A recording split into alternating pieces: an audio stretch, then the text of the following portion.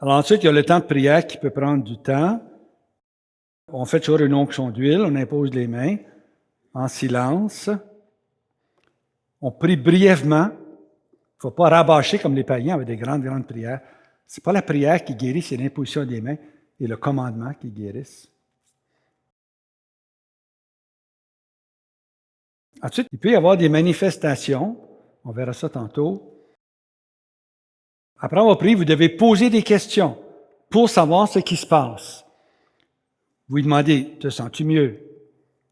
Peux-tu bouger? Est-ce que la douleur a diminué? Qu'est-ce qui se passe en toi? Et puis ensuite, parce que lui seul sait ce qui se passe en lui. Et puis ensuite, vous reprenez la prière avec lui. On fait 2, 3, 4 fois. Qu'est-ce que tu ressens? Une fois, je priais avec quelqu'un pour la guérison de ses mains. Ses mains étaient crispées avec l'arthrite. Et puis, pendant que je priais pour ses mains, j'ai dit, qu'est-ce qui se passe avec toi? Il dit, mais mon genou chauffe. Mais je priais avec ses mains. C'est son genou qui chauffait. Alors, Jésus dit, je ne fais rien sans que mon Père me l'indique. Je ne dis rien sans que mon Père le dise. Jésus était docile à l'Esprit Saint qui lui indiquait ce que son Père voulait. Nous aussi, on doit faire pareil. Si moi, je prie pour les mains de quelqu'un, puis le Seigneur échauffe ses genoux, mais je laisse les mains tranquilles, puis je prie maintenant pour son genou. On va suivre l'Esprit Saint, on va faire ce que l'Esprit Saint, on va encourager ce que fait l'Esprit Saint. Alors, je te l'ai prié maintenant pour son genou. Ses genoux ont guéri. Je ne savais pas qu'il avait mal, mais il y a des problèmes de genoux. Puis en même temps, ses mains ont guéri. Je ne sais pas le lien entre les deux, là, mais les deux ont guéri. Alors, quand arrêtez la prière?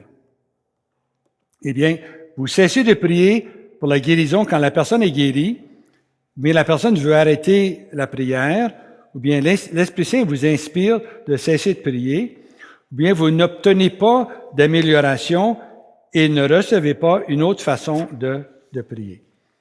Et la 5e étape, c'est l'instruction. Alors, avant de quitter le suppliant, il faut l'instruire. Que doit-il faire s'il n'a pas été guéri? Que doit-il faire pour garder sa guérison? Que doit-il faire si les symptômes du mal reviennent? Vous devez l'instruire sur ces 3 choses-là.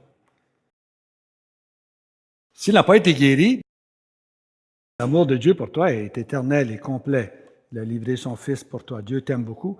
Et c'est la volonté normale de Dieu que tu sois guéri. Il faut que tu persévères à demander. Et puis moi, je vais continuer à prier pour toi. Dieu t'aime, puis Dieu veut te guérir. Là, vous pouvez lui donner les 4 fiches de prière de ma guérison personnelle que je vous remets dans le manuel. Prière pour ma guérison.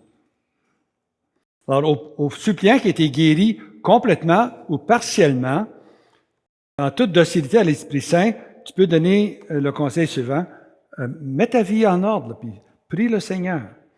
Pour garder sa guérison, le suppliant aura avantage à lire la Bible, à étudier sa Bible, à prier tous les jours, à faire le bien et à éviter le mal, à se joindre à une communauté vivante de croyants. Si les symptômes de son mal reviennent, le suppliant doit les refuser. Quand Jésus t'a guéri, il ne t'a pas guéri pour 1 heure, il ne t'a pas guéri pour 2 jours, 1 semaine ou 2, il t'a guéri.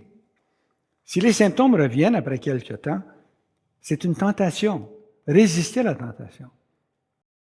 Le démon a accès à nos émotions, il a accès à nous par notre imagination, et il a accès à notre corps.